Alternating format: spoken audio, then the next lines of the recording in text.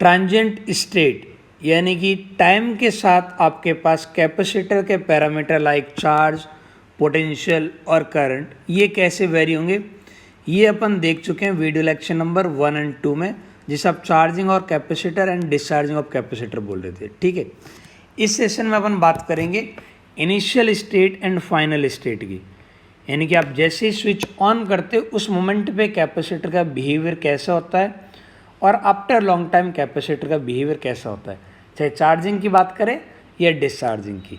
ठीक है, ये एनालिसिस हमारे लिए बहुत ज़्यादा इंपॉर्टेंट है, इस पर डायरेक्ट क्वेश्चन आते हैं। ठीक है, इसे ये जो फाइनल स्टेट वाला है इसे आप स्टेडी स्टेट एनालिसिस भी बोल सकते हो। ठीक है, अब देखते हैं भाई कैपेसिटर बेसिकली होता क्या है, वहाँ से हमारे लिए बहुत कुछ सीखने को मिलेगा। ये एक पेयर ऑफ कंडक्टर ले लेता हूँ जिन्हें आप कैपेसिटर के प्लेट बोल रहे हो, ए और बी के बीच में कनेक्टेड है। तो ये जो हमारे पास कैपेसिटर है ये एक एनर्जी स्टोरिंग डिवाइस होता है। ये होता है क्या होता है, ये हमारे पास एक एनर्जी स्टोरिंग डिवाइस होता है और ये एनर्जी स्टोर करता है in form of electric field. Electric field की फॉर्म में एनर्जी स्टोर करता है। ठीक है, इलेक्ट्रिक फील्ड की फॉर्म में एनर्जी स्टोर करता है। और इलेक्ट्रिक फील्ड क्यों होता है, क्योंकि इसकी प्लेट पे चार्ज आ जाता है, चार्ज अपीयर हो जाते हैं, इस वजह से ये एक इलेक्ट्रिक फील्ड प्रोड्यूस करता है।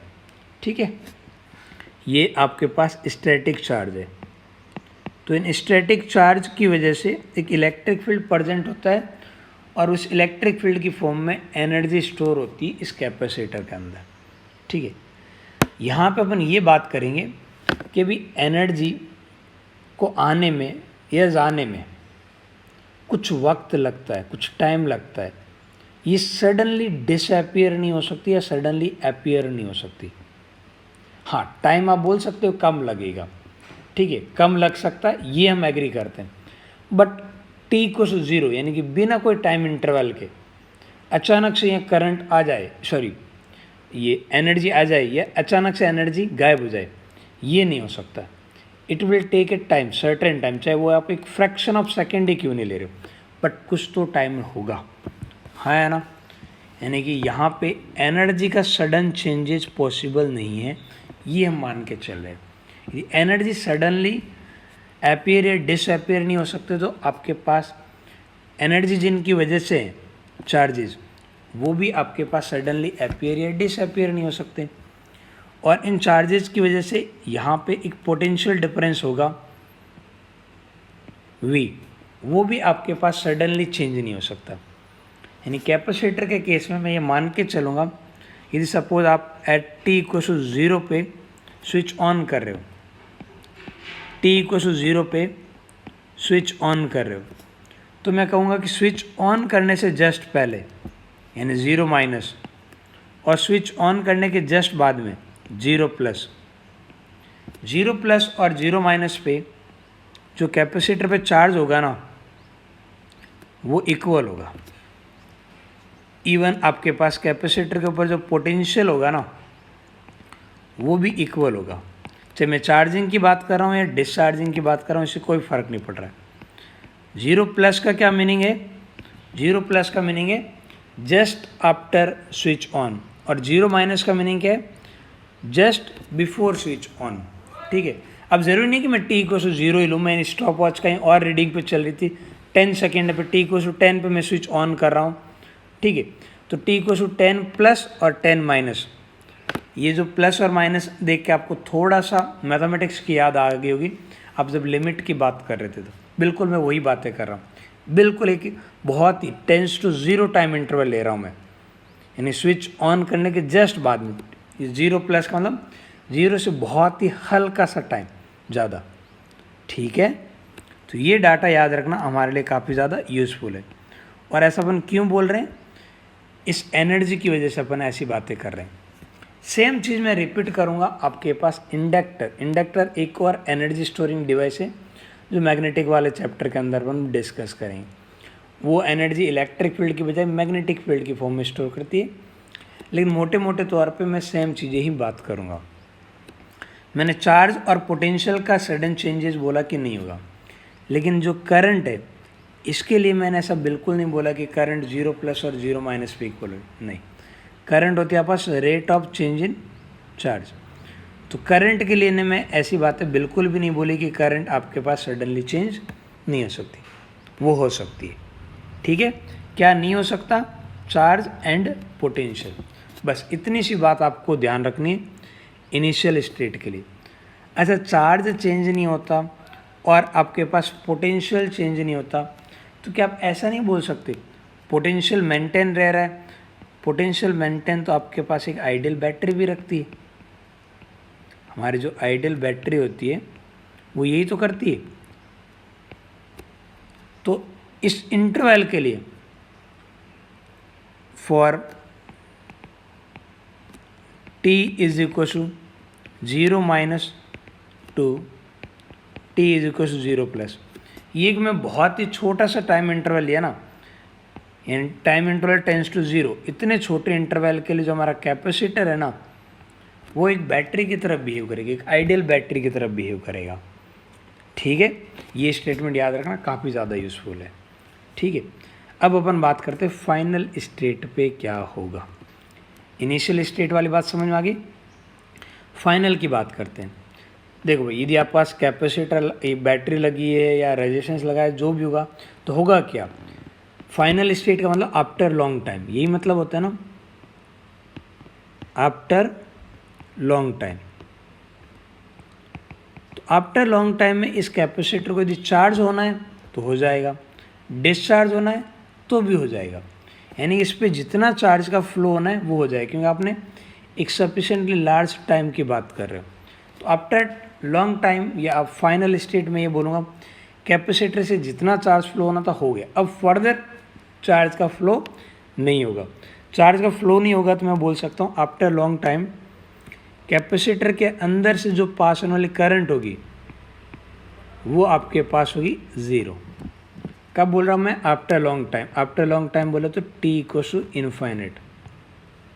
आफ्टर लॉन्ग टाइम कैपेसिटर से पास होने वाली करंट 0 होगी, और कैपेसिटर के सीरीज में कुछ कनेक्टेड है, फॉर एग्जांपल रेजिस्टेंस हुआ, बैटरी हुआ, तो उनसे पास होने वाली करंट भी 0 होगी। पूरे सर्किट में करंट 0 होगी इसकी मैं गारंटी नहीं लेता, लेकिन उस ब्रांच में ज़रूर 0 होगी जहाँ पे कैपेसिटर कनेक्टेड है। ठीक है, चाहे आप चार्जिंग की बात करो या डिस्चार्जिंग की बात करो, इससे कोई फ़र्क नहीं पड़ता। यदि आप t इक्वल्स टू इनफाइनाइट ले रहे हो तो कैपेसिटर से पास होने वाली करंट 0 होगी, और करंट 0 का बिल्कुल भी ये मीनिंग नहीं होता कि कैपेसिटर पे पोटेंशियल डिफरेंस 0 होगा। पोटेंशियल डिफरेंस करंट डिसाइड नहीं करती है, चार्ज डिसाइड करती है। कैपेसिटर के लिए ये फॉर्मूला होता है Q is equal to CV। तो आफ्टर लॉन्ग टाइम जितना चार्ज आना था आ जाएगा, या जितना चार्ज जाना है चला जाएगा। फाइनली उस पर एक चार्ज रहेगा, 0 हो सकता है और नॉन 0 भी हो सकता है। ठीक है, लेकिन उस चार्ज की एक फिक्स वैल्यू आ जाएगी, तो एक फाइनली पोटेंशियल आ जाएगा, 0 या नॉन 0 जो भी आना है, उसका करंट से कोई लेना देना नहीं है। ठीक है, तो ये एक कॉन्सेप्चुअल पार्ट है, इसकी हेल्प से बहुत सारे न्यूमेरिकल अपन डिस्कस करके देखते हैं। उम्मीद करते हैं कि यहाँ तक का पार्ट आपको समझ में आया। अब अपन न्यूमेरिकल सेक्शन पे आते हैं। इस सर्किट के अंदर ये गिवन है कि हमारे पास S2 वाले स्विच को आप पहले क्लोज कर रहे हो, यानी कि स्विच ऑन हो रहा है, और फिर आप इसे लंबे टाइम तक ऑन रखते हो। नाउ S1 इज क्लोज्ड, उसके बाद में आप S1 को क्लोज करते हो, and just after that instant, बिल्कुल जस्ट आफ्टर, यानी कि S1 के क्लोज करने के जस्ट बाद में, S1 यदि आप t को 10 सेकेंड पर क्लोज करो तो 10 प्लस, 0 सेकेंड पर करो तो 0 प्लस की बात हो रही। द करंट थ्रू S1 से कितनी करंट पास होगी ये बताना है।